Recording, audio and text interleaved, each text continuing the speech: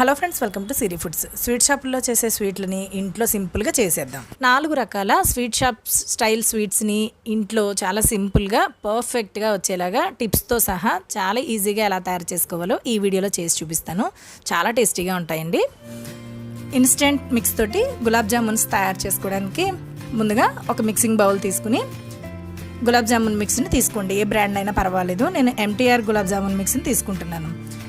ఈ ఇన్స్టెంట్ మిక్స్ని ఒక గ్లాస్లో కానీ కప్లో కానీ కొలుచుకుని తీసుకోవాలండి. ఇక్కడ నాకు మంచినీళ్ళు తాగే పెద్ద గ్లాస్ తోటి ఒక గ్లాసుడు వచ్చింది.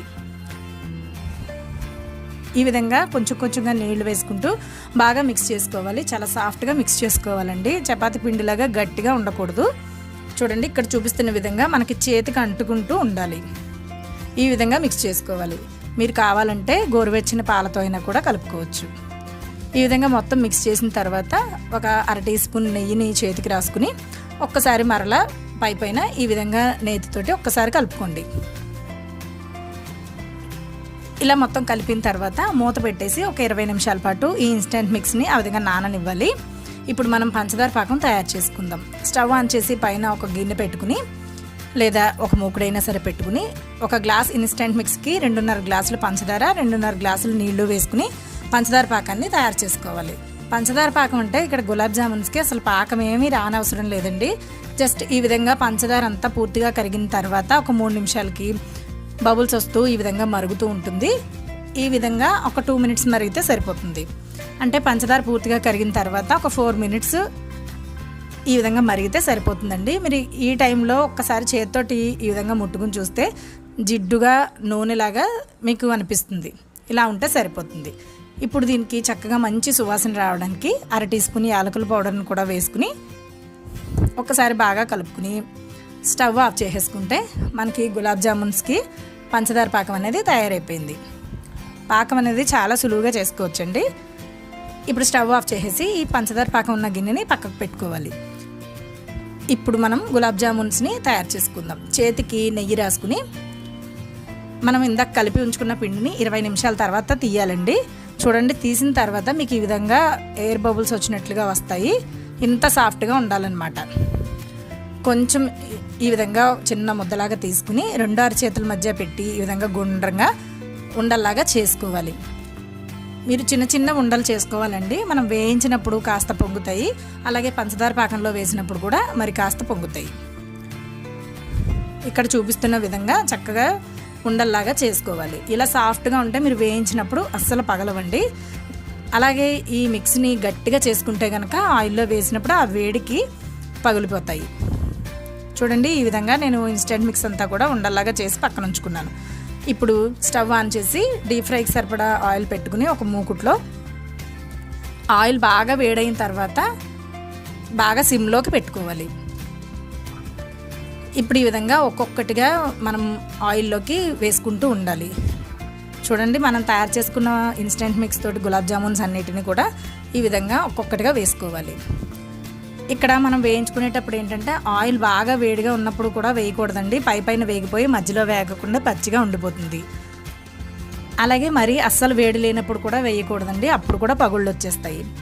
బాగా వేడెక్కిపోయిన ఆయిల్ని బాగా సిమ్లో పెట్టుకుని ఇప్పుడు 1 నిమిషం తర్వాత, అంటే కొద్దిగా చల్లారుతుంది కదా, అప్పుడు ఒక్కొక్కటిగా ఈ ఉండల్ని వేసుకుని వేయించుకోవాలి. వేసిన వెంటనే మనం గరిటె పెట్టకుండా ఈ విధంగా అవి పైకి తేలిన తర్వాత ఒక చెంచాతోటి ఈ విధంగా గుండ్రంగా తిప్పుకుంటూ 2 వైపులా కాస్త వేగినట్లుగా కలర్ వస్తుంది కదా, అప్పుడు గరిటెతోటి అటు ఇటు టర్న్ చేసుకుంటూ కాస్త ముదురు ఎరుపు రంగు వచ్చేంత వరకు వేయించుకోవాలి. ఇక్కడ మనం వేయించుకునేటప్పుడు నూనె వేడిని బట్టి కూడా మనకు పగుళ్ళు రావడం అనేది ఉంటుందండి. నేను చెప్పినట్లుగా బాగా వేడెక్కిన నూనెని కాస్త చల్లారిన తర్వాత మనం వేసుకుని వేయించుకోవాలి. ఈ విధంగా చూడండి, ముదురు రంగు వచ్చిన తర్వాత వాటిని తీసేసుకుని పక్కనే ఉన్న పంచదార పాకంలోకి వేసేసుకోవాలి. వెంటనే వేసుకోవాలండి. వేడి మీద ఉండగానే వేసుకుంటే లోపల వరకు నానతాయి. అలాగే మిగతా ఉండలన్నింటినీ కూడా వేయించేసుకుని పాకంలో వేసేసి మూత పెట్టేసి ఒక గంట తర్వాత అప్పుడు మనం సర్వ్ చేసుకోవాలండి. గంట సేపటికి మొత్తం నాని ఉంటాయి. చూస్తున్నారు కదా, ఇక్కడ నేను ఒక గంట తర్వాత చూపిస్తున్నాను. మీరు ఏదైనా ఫంక్షన్ ఉంటే కనుక ముందు రోజు చేసేసుకుని తర్వాత రోజుకి సర్వ్ చేసుకుంటే ఇంకా బాగుంటాయి. చూడండి ఎంత గుండ్రంగా ఎక్కడ పగుళ్ళు లేకుండా వచ్చేయండి. నేను ఈ వీడియోలో చెప్పిన టిప్స్ కనుక పాటించి మీరు పిండిని సాఫ్ట్గా కలుపుకుని చక్కగా ఆయిల్ వేడి అనేది చాలా తక్కువ ఉండేలా చూసుకుని వేయించుకుంటే కనుక చక్కగా పగుళ్ళు రాకుండా అలాగే లోపల పచ్చిగా లేకుండా కూడా వేగుతాయి. ఇక్కడ నేను ఒకటి చూపిస్తున్నాను చూడండి. మీకు ప్రతిదీ కూడా చక్కగా అదే విధంగా నాని ఉంటుంది. పాకం కూడా కాస్త వేడిగానే ఉండాలండి. వేడివేడిగా మనం వేయించినవి తీయగానే పాకంలో వేసేసుకోవాలి. ఇంతేనండి, మనకి గులాబ్ జామున్స్ రెడీ అయిపోయాయి కదా. ఈ వీడియో చూసి మీరు ఇంట్లో ట్రై చేస్తే మీకు ఎలా వచ్చాయి అనేది నాకు తప్పకుండా కమెంట్స్ సెక్షన్లో రాసి తెలియచేయండి. మైదా పిండి వాడకుండా క్రిస్పీగా జ్యూసీగా జిలేబీలని చాలా ఈజీగా ఇంట్లో ఎలా తయారు చేసుకోవాలో చూపించేస్తాను. ఇక్కడ నేను ఇన్స్టెంట్గా అంటే అప్పటికప్పుడు క్రిస్పీగా జ్యూసీగా ఉండేటట్లుగా జిలేబీలని ఎలా తయారు చేసుకోవాలో చూపిస్తాను. మైదా బదులు రవ్వతోటి ఈ జిలేబీలని చూపిస్తాను. చాలా సులువండి తయారు చేసుకోవడం, చాలా టేస్టీగా వస్తాయి. ఈ జిలేబీలను తయారు చేసుకోవడానికి ఒక మిక్సీ జార్ తీసుకుని 1 కప్పు బొంబాయి రవ్వ అంటే ఉప్మా రవ్వని తీసుకుని అది పలుకులుగా ఉంటుంది కాబట్టి పిండిగా అయ్యే విధంగా మిక్సీ చేసుకోవాలి. ఈ మిక్సీ చేసిన రవ్వని ఒక మిక్సింగ్ బౌల్లో తీసుకోండి. దీంట్లోని 1/2 కప్పు పుల్లని పెరుగుని తీసుకోండి. మరీ పుల్లగా ఉండాల్సిన అవసరం లేదు, కొంచెం పులిసిన పెరుగు అయితే సరిపోతుంది. ఈ పెరుగు రవ్వ అంతా కూడా బాగా మిక్స్ అయ్యే విధంగా ఒక స్పూన్ తోటి ఈ విధంగా బాగా మిక్స్ చేసుకోండి. బాగా గట్టిగా ఉంటే కనుక మధ్యలో కొద్దిగా వాటర్ యాడ్ చేసుకుంటూ మరీ పలచగా అయిపోకుండా జాగ్రత్తగా మిక్స్ చేసుకోండి. ఇది మరీ గట్టిగా ఉండకూడదు, మరీ పలచగా అయిపోకూడదు. నేను ఇక్కడ చూపిస్తున్న కన్సిస్టెన్సీ రావాలి. ఇలా కలిపిన తర్వాత మూత పెట్టేసి 20 నిమిషాల పాటు పక్కనే ఉంచుకోవాలి. ఇప్పుడు మనం పాకం తయారు చేసుకోవడం కోసం స్టవ్ ఆన్ చేసుకుని ఒక వెడల్పాటి గిన్నె పెట్టుకుని 1.5 కప్పుల పంచదారని యాడ్ చేసుకుని 1 కప్పు వాటర్ వేసుకుని పంచదార అంతా కరిగేంత వరకు బాగా మరగనివ్వాలి. ఈ విధంగా బాగా మరిగిన తర్వాత పంచదార అంతా కరిగిన తర్వాత ఒక చిటికెడు కుంకుమ పువ్వు, 1/2 టీ స్పూన్ యాలకులను వేసి బాగా మిక్స్ చేసుకోవాలి. ఈ పాకం అనేది ఎటువంటి పాకం రావాల్సిన అవసరం లేదు, కొంచెం స్టిక్కీగా మన వేళ్ళకి అంటుకుంటే సరిపోతుంది. మనకి పాకం తయారైంది అనుకున్న తర్వాత పాకం గట్టి పడిపోకుండా ఉండడానికి ఒక అరచక్క నిమ్మరసాన్ని పిండేసి స్టవ్ ఆఫ్ చేసి పాకాన్ని పక్కన ఉంచండి. ఇందులో కుంకుమ పువ్వు ఖచ్చితంగా వేయాల్సిన అవసరం లేదు, ఫుడ్ కలర్ ఉంటే కొంచెం యాడ్ చేసుకోండి. 20 నిమిషాల తర్వాత మనం మూత తీసి పిండిని చూస్తే ఈ కన్సిస్టెన్సీలో ఈ విధంగా ఉండాలి. ఇప్పుడు మనం 1/2 టీ స్పూన్ వంట సోడాని వేసి బాగా మిక్స్ చేసుకోవాలి. ఒకవేళ మీకు నానిన తర్వాత పిండి బాగా గట్టిగా ఉందనిపిస్తే కొంచెం వాటర్ని యాడ్ చేయండి. ఇప్పుడు మనం జిలేబీలను వేసుకోవడానికి ఇలాగా ఒక పాల ప్యాకెట్ కానీ పెరుగు ప్యాకెట్ కానీ బాగా వాష్ చేసుకుని తీసుకుని ఒక గ్లాస్లోకి పెట్టుకుని పిండిని ఈ విధంగా కొంచెంగా ఆ ప్యాకెట్లోకి వేసుకుని కోన్ షేప్ వచ్చేటట్లుగా తయారు చేసుకోవాలి. ఇక్కడ చూపిస్తున్న విధంగా తయారు చేసుకోవాలి. ఇప్పుడు చివరన చిన్నగా హోల్ పెట్టుకుని మనం జిలేబీలని వేసుకోవాలి. మీ దగ్గర సాస్ బాటిల్ ఉంటే దాంతో కూడా వేసుకోవచ్చు. ఇప్పుడు స్టవ్ ఆన్ చేసుకుని డీప్ ఫ్రైకి సరిపడా ఆయిల్ని పెట్టుకుని అది బాగా హిట్ అయిన తర్వాత మీడియం ఫ్లేమ్లోకి అడ్జస్ట్ చేసుకుని ఇక్కడ చూపిస్తున్న విధంగా జిలేబీలని జిలేబీ షేప్లోకి ఈ విధంగా వేసుకోవాలి. ఇక్కడ చూడండి, ఈ విధంగా వేసుకోవాలి. డీప్ ఫ్రైకి సరిపడా ఆయిల్ అంటే మరీ ఎక్కువ ఆయిల్ పెట్టాల్సిన అవసరం లేదండి. ఇక్కడ చూపిస్తున్న విధంగా అడుగున జిలేబీలు మునిగేంత వరకు ఆయిల్ ఉంటే సరిపోతుంది. ఒకవైపు కొద్దిసేపు వేగిన తర్వాత వాటిని రెండో వైపు కూడా టర్న్ చేసుకుని రెండు వైపులా కూడా కొంచెం గోల్డెన్ కలర్ వచ్చేంత వరకు వేయించుకుంటే సరిపోతుంది. మరీ ఎక్కువగా వేగిపోవాల్సిన అవసరం లేదు. ఇక్కడ చూస్తున్నారు కదా, ఈ కలర్ వచ్చేంత వరకు వేయించుకుంటే సరిపోతుంది. మనం పాకంలో ఫుడ్ కలర్ యాడ్ చేస్తాం కాబట్టి ఈ జిలేబీలకి రవ్వలో ఫుడ్ కలర్ యాడ్ చేయాల్సిన అవసరం లేదు. ఇప్పుడు మనం ఇలా వేగిపోయిన వాటిని ఒక ప్లేట్లోకి తీసేసిన తర్వాత వెంటనే మనం పాకంలోకి యాడ్ చేసుకోవాలి.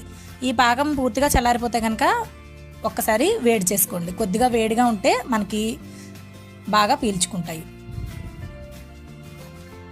ఇప్పుడు 1/2 నిమిషం ఒకవైపు 1/2 నిమిషం రెండో వైపు ఉంచుకుని అంటే 1 నిమిషం పాటు పూర్తిగా నానిన తర్వాత ఆ జిలేబీలని తీసేసి వేరే ప్లేట్లోకి తీసుకుని పక్కన ఉంచాలి. ఇప్పుడు మరలా అదే ప్యాన్లో ఇంకా మిగతా పిండి ఉంటుంది కదా, దాంతో మనం మరలా జిలేబీలని వేసుకుని వేయించుకోవాలి. ఇలా మనం పిండి ఉన్నంత వరకు కూడా జిలేబీలని వేసుకుని వేయించుకుంటూ అవి వేగిపోగానే పక్కనే ఉన్న పాకంలో వేసి 1 నిమిషం పాటు నాననిస్తూ వాటిని నానిన తర్వాత వేరే ప్లేట్లోకి తీసేసుకుంటూ ఉండాలి. ఈ జిలేబీలు వేయించుకోవడం, పాకంలో వేసి నానబెట్టుకోవడం అనేది మనకి 2 పనులు ఒకే టైంలో చేసుకుంటూ ఉండాలి. మనకి ఈ విడత వేగేలోగా నానిన జిలేబీలని వేరే ప్లేట్లోకి తీసేసుకుంటూ ఉండాలి.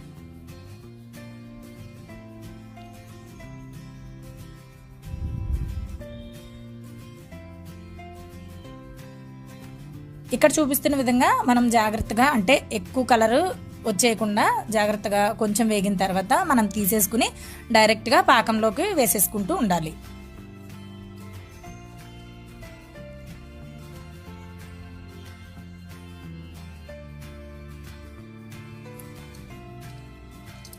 మొత్తం పిండి అయ్యేంత వరకు కూడా మనం జిలేబీలని ఈ విధంగానే తయారు చేసుకోవాలి.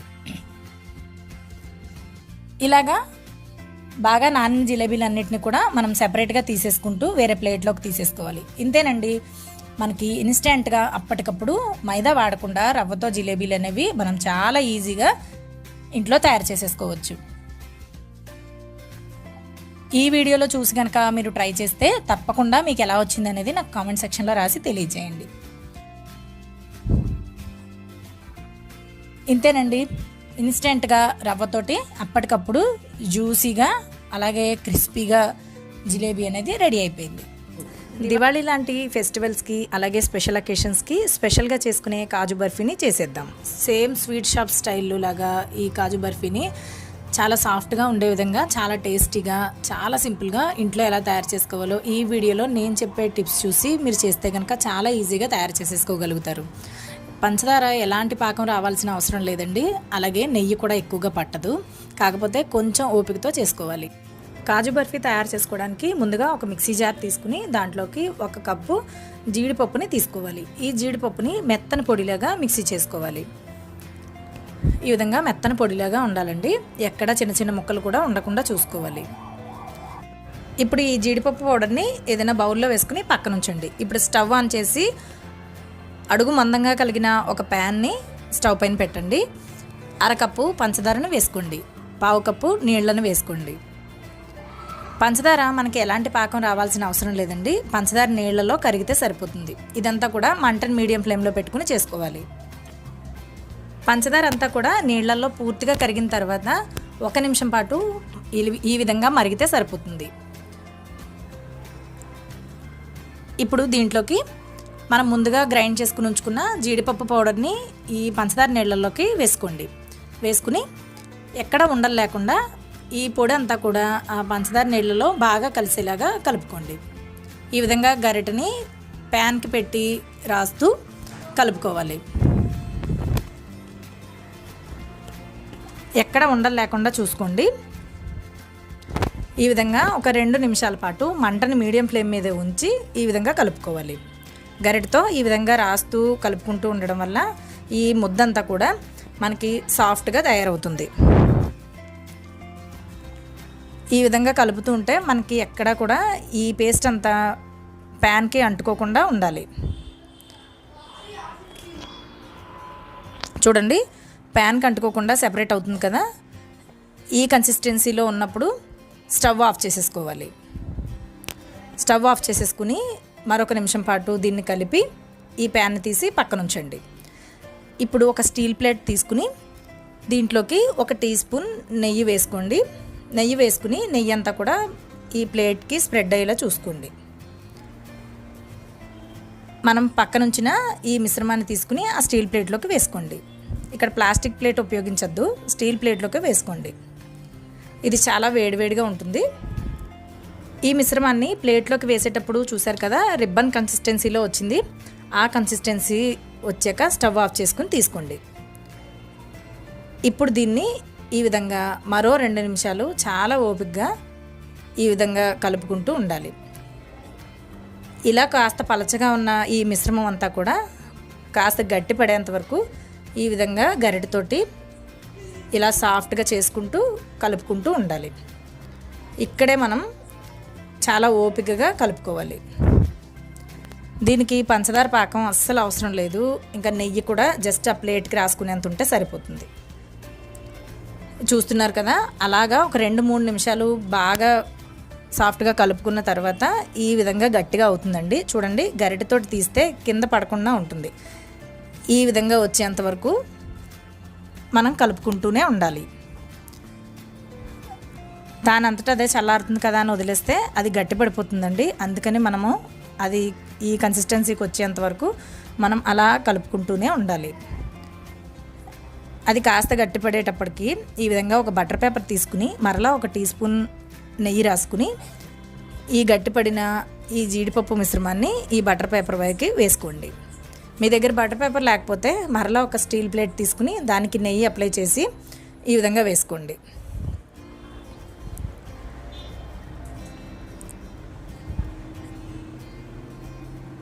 ఇది పూర్తిగా చల్లారేంత వరకు అలా వదిలేయకూడదండి. ఇది కాస్త వేడిగా ఉన్నప్పుడే మనం ఈ విధంగా చేసుకోవాలి. మరలా ఇప్పుడు కూడా మరో 2 నిమిషాలు బాగా మర్దన చేసుకోవాలి. ఈ కాజు బర్ఫీ తయారు చేసుకోవడానికి మనం ఈ విధంగా కలుపుకుంటూ ఈ విధంగా మర్దన చేసుకుంటేనే, చాలా ఓపికగా చేసుకుంటేనే మనకిది సాఫ్ట్గా సేమ్ స్వీట్ షాప్లో లాగా వస్తుందండి. మనం ఇలా కలిపేటప్పుడు ఆ జీడిపప్పులో నుంచి ఒక రకమైన ఆయిల్ అనేది రిలీజ్ అవుతుంది. దానివల్ల కూడా చేతికి అంటుకోకుండా చాలా సాఫ్ట్గా వస్తుంది. మీరు చేతితోటి పట్టుకుని చూస్తే కనుక మీకు ఆ సాఫ్ట్నెస్ అనేది తెలుస్తుంది. ఈ విధంగా చపాతీ ముద్దలాగా చాలా సాఫ్ట్గా ఈ విధంగా చేసుకోవాలి. చూస్తున్నారు కదా, ఇప్పుడు దీన్ని మనం చేతితోటి గుండ్రంగా ఒత్తుకోవాలి. ఇది కూడా చాలా వేడిగానే ఉంటుందండి. పూర్తిగా చల్లారేంత వరకు ఉండకూడదు. ఈ విధంగా కాస్త మనం పట్టుకోగలిగినంత వేడి ఉన్నంతలో చేసేసుకోవాలి. ఇప్పుడు మనం చపాతీ ఒత్తుకునే కర్ర తీసుకుని ఈ విధంగా తేలికగా పైన ఈ విధంగా స్ప్రెడ్ చేసుకోవాలి. మనకి కాజు బర్ఫీ అనేది ఎంత మందంగా అయితే ఉంటుందో ఆ మందంగా వచ్చేంత వరకు స్ప్రెడ్ చేసుకుంటే సరిపోతుంది. మరీ పల్చగా ఒత్తుకోకూడదు.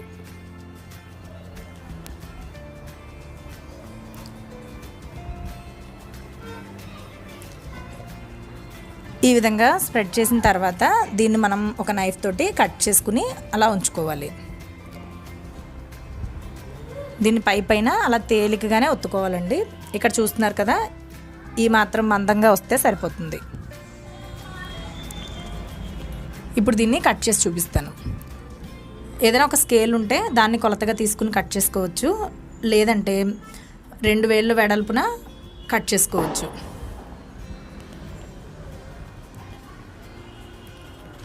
ఇది డైమండ్ షేప్లో ఉంటుంది కాబట్టి డైమండ్ షేప్ వచ్చే విధంగా కట్ చేసుకోండి. ఏ షేప్ అయినా కూడా కట్ చేసుకోవచ్చు, కానీ డైమండ్ షేప్లో కట్ చేసుకుంటే మనకి సేమ్ స్వీట్ షాప్ స్టైల్లో లాగా అనిపిస్తుంది కాబట్టి ఈ విధంగా కట్ చేస్తున్నాను. ఈ విధంగా కట్ చేసిన తర్వాత కాసేపు, అంటే ఇది పూర్తిగా చల్లారేంత వరకు అలా వదిలేస్తే మనకి చక్కగా సేమ్ స్వీట్ షాప్లో ఎలా అయితే ఉంటుందో అదే విధంగా ఉంటుంది. ఇప్పుడు దీన్ని పూర్తిగా చల్లారనిద్దాం. చల్లారిన తర్వాత చూపిస్తున్నాను. మనకి చల్లారిన తర్వాత చక్కగా చాలా ఈజీగా ఆల్రెడీ కట్ చేసి ఉంచాం కాబట్టి చాలా తేలిగ్గా ఈ విధంగా పీసెస్ అనేవి వచ్చేస్తాయి. వీటిని అలాగే గాలికి వదిలేకుండా ఎయిర్ టైట్ కంటైనర్లో పెట్టుకుని ఫ్రిడ్జ్లో పెట్టుకుంటే ఒక వారం రోజుల పాటు సాఫ్ట్గా అదే టేస్ట్ తోటి చాలా టేస్టీగా ఉంటాయి. కాజు బర్ఫీని ఈ వీడియో చూసి మీరు ట్రై చేస్తే మీకు ఎలా వచ్చిందో నాకు తప్పకుండా కామెంట్ సెక్షన్లో రాసి తెలియచేయండి.